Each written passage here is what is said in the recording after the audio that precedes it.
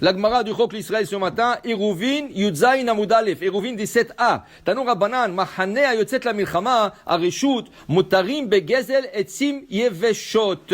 Alors on sait tous qu'on n'a pas le droit de voler. On sait aussi que Gezel, il y a Gezel, il y a Gneva. Gezel, c'est tu rentres chez quelqu'un et tu lui prends. Et alors même si tu prends quelque chose, tu dis, mais ça n'a pas d'importance ça. Par exemple, tu rentres chez quelqu'un dans le jardin et tu lui prends de bois sec. Alors, allô, de quel droit tu rentres dans mon jardin? Ah, mais qu'est-ce que je te prie? J'ai pris 2 morceaux de bois sec. Mais avec 2 bois secs, on peut faire de feu, un feu. Alors tu n'as pas droit. Mais le Yoshua bin Nun, quand il nous a fait rentrer en Israël, avant de traverser le Jourdain, il nous a instauré 10 instaurations. Ken? Alors, parmi les 10 choses, que le soldat, quand il passe d'un endroit à l'autre pour faire la guerre ou pour défendre le pays, là où ils trouvent de bois sec, ils ont le droit de ramasser pour leur intérêt, pour faire de feu, pour cuisiner. Et tu ne vas pas dire à un soldat, non, allô, c'est mon jardin, qu'est-ce que tu es en train... Ça, c'est un soldat, il défend le pays. Il faut lui donner. Alors, il faut lui donner. Comment aujourd'hui en Israël, il y a des tzadikim, Bémet des tzadikim. Ils voient des groupes de soldats. Il y a un couple américain, il y a 2 mois. Il y a un couple américain, ils ont vu des soldats, ils ont pris à Tibérias, ils ont pris un groupe de 30 soldats, rentrés au restaurant, ils leur ont tout payé. C'est des gens qui défendent notre pays, c'est des gens qui te protègent à toi. Alors, un peu de considération, si tu veux. Alors, tu veux pas payer le restaurant? Ok. Alors, qu'est-ce que tu as à faire avec bois sec? Moi aussi, je peux faire des feux. Va, tu as tellement, dis-moi, il prend quelques brandis. Qu'est-ce que ça te dérange, Ken? Alors, il dit ici, ça c'est une takana de Yoshua bin Nun. Un soldat qui passe et il voit des bois secs dans ton jardin, laisse-le. Donne-lui un gazelle. Il n'y a pas du vol, c'est pas du vol. C'est la condition qu'on est rentré en Israël, on s'est installé en Israël. Dit la Gemara, Rabbi Yehuda ben Tomer Omer, Afronim bekol makom. Un groupe de soldats, ils sont 10, ils emmènent des tentes, 3 à 4 tentes, dans ton jardin, ils plantent le tente. Ah oh, quoi, vous croyez mon jardin c'est un parc? C'est pas un parc ici, il y a le parc là-bas, qu'est-ce que vous faites? Sheket. Ça c'est la condition. S'ils défendent le pays, Yoshua bin Nun leur a dit, vous voulez vous installer ici, alors quand il y a des soldats qui défendent le pays, vous leur laissez installer leur tente et stationner. Ils vont pas rester ici des mois et des mois. Ils vont rester quelques jours, un soir. Tu dois leur laisser. Laisse-leur tranquille. Il dit la Gemara, ou bemakom shenergu sham nikbarim. Plus que ça, il a instauré. Chas v'shalom, chas v'chalila, que ça n'arrive pas. Un soldat qui a été tué, la famille a le droit de l'enterrer là où il a été tué. Tu le transportes pas. Mais tu lui dis, allô, moi c'est un champ de blé, c'est un champ de maïs. C'est un champ que j'utilise. Qu'est-ce que tu vas me faire un tombeau en plein champ comme ça? Checkette. Tu n'as pas droit. Ça, c'est une condition stipulée déjà depuis la rentrée d'Israël. Alors, le soldat, il est enterré à sa place. À sa place. Ok? Dit la Gemara, Asarat Naim Itna Yehoshua. Ça, c'est les 10 conditions. 1 par 3. Parmi 10 que Yoshua a instauré en rentrant en Eretz Israël. Dit la Gemara, c'est que tu viens de dire qu'un soldat, Has v'Shalom, juif, qui a été tué, il est enterré à sa place, Pshita, Met Mitzvah, ça s'appelle Met Mitzvah. Met Mitzvah, Kana Mekomo. Un Met, quelqu'un qui est mort pour défendre le pays, ou quelqu'un qui est mort, il n'y a pas alentour de gens pour l'enterrer, quelqu'un qui le trouve n'a pas le droit de déplacer. Tosfot, dans Masechet Ketubot, nous ramène que Rabbi Akiva, quand il a fait le premier mois, quand il a commencé à faire tchouva, un jour, il est arrivé au Beth Midrash, tout souriant. Il était content. Alors son meilleur ami, c'était qui? Rabbi Tarfon. C'était son Havruta. Ils étudiaient ensemble, ils faisaient tout ensemble. Rabbi Tarfon dit, ah Rabbi Akiva, qu'est-ce qu'il y a? Il dit, ah, écoute, je ne vais pas me vanter. J'ai fait une mitzvah hier. Waouh, je ne crois pas qu'il y a un rabbin ici dans la salle qui a fait une mitzvah comme ça. Il dit, on est amis ou pas? Dis-moi. Il dit, non, je ne vais pas me vanter. Non, tu ne te vantes pas. Rien que je veux savoir quelle mitzvah tu as fait. Peut-être moi aussi, je vais le faire. Il dit, écoute, hier, j'étais hors de la ville. Je venais en ville. J'ai trouvé un cadavre. Je ne croyais pas un cadavre. Je ne savais pas, il est juif ou pas. Je vérifie, il est juif. Alors je lui dis, je ne vais pas laisser un cadavre. Ok? Je ne vais pas laisser, c'est un met mitzvah. J'ai regardé autour, il n'y avait pas de ville, ni village, ni rien. C'était en route. Il n'y avait pas à l'époque de villes. C'était en route. Je ne vais pas le laisser. Qu'est-ce que j'ai fait? Je le ramassais. Mais tu sais, Rabbi Tarfon, ramasser une personne morte, Hasbe Shalom, c'est très lourd. Très, très lourd. Mais je l'ai pris sur moi. J'ai transpiré. Et je l'ai emmené jusqu'à la ville. On est arrivé en pleine nuit. Je dis, je ne vais pas laisser. Je vais aller au cimetière. J'arrive au cimetière, fermé. J'ai sauté la muraille. J'ai ouvert de l'autre côté. Et je cherchais une pelle en pleine nuit. Je n'ai pas trouvé. À la fin, Hachem m'a aidé, j'ai trouvé une pelle. Là, j'ai commencé à creuser. J'ai préparé le trou. Je l'ai enterré. Il était déjà 4 heures du matin. Et voilà, à 6 heures du matin, je suis venu à Vatikin. J'ai fait ma prière. Et maintenant, je suis prêt à étudier. Quelle mitzvah, quelle mitzvah. Qui c'est qui l'entend, dit la Gemara? Qui c'est qui l'entend? C'est maître. Rabbi Oshua, Rabban Gamliel. Rabbi Akiva. Qu'est-ce que tu as fait? Alors, Mechila, je ne voulais pas me vanter, vous m'avez écouté, je pensais que j'ai parlé à Rabbi Tarfon. Rabbi Yoshua, il dit, qu'est-ce que tu as fait? J'ai fait une mitzvah. Il commençait à déjà bégayer, j'ai fait une mitzvah. Il lui dit, tu as fait le plus grand péché qu'un juif peut faire. Il dit, quoi?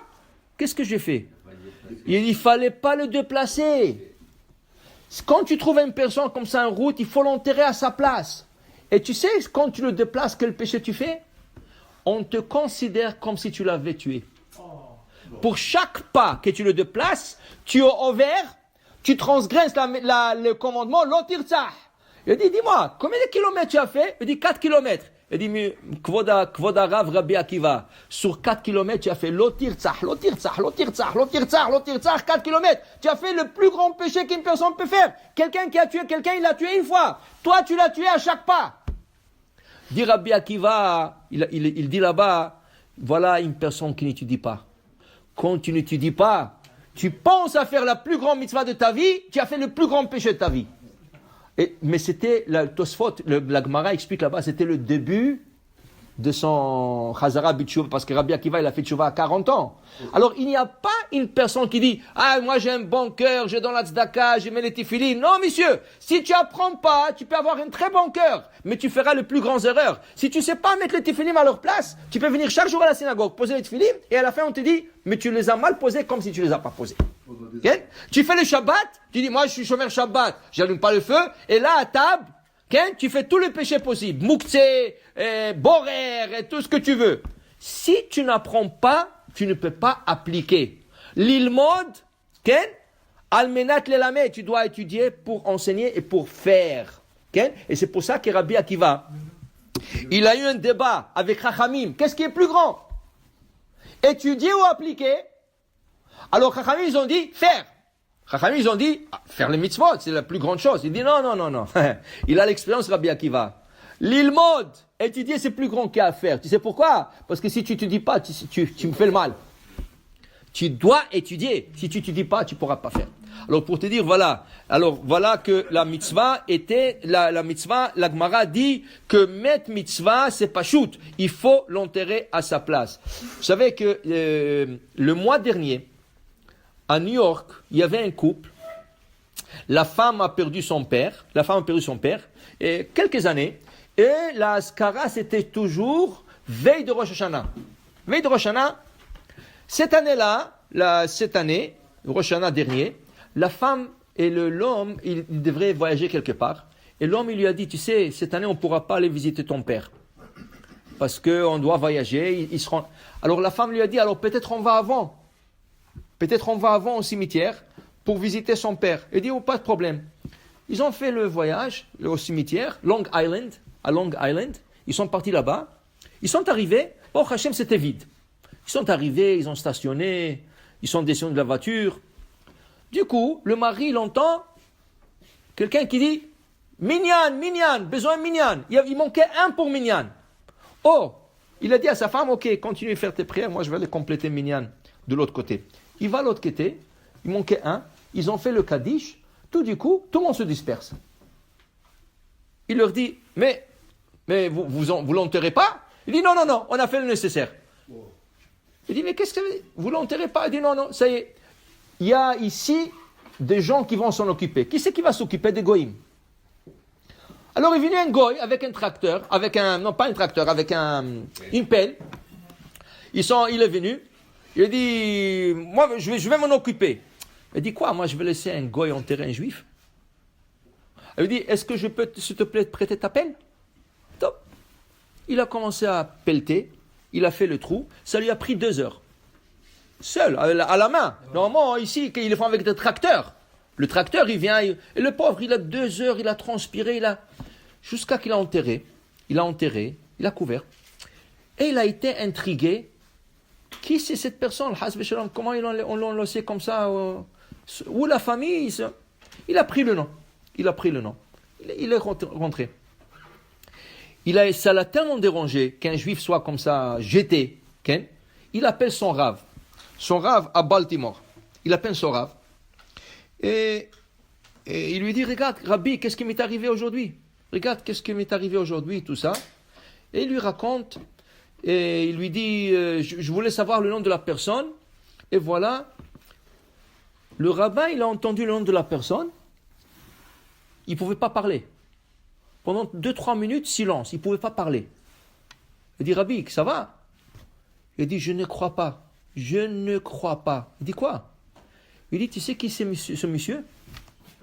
Il a dit, quand tu étais jeune et tu es venu chez nous à la yeshiva, ton père ne pouvait pas payer la scolarité, frais de scolarité.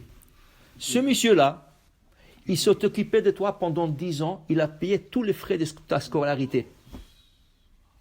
Il dit, je ne crois pas comment Hachem a fait que cette année-là, ce jour-là qu'il a enterré, il est seul, toi, tu es venu s'occuper de lui. Regarde comment ils ont fait du ciel. Lui, il a payé ses frais de scolarité et Hachem a assuré que c'est lui qui va l'enterrer et lui faire le dernier kavod.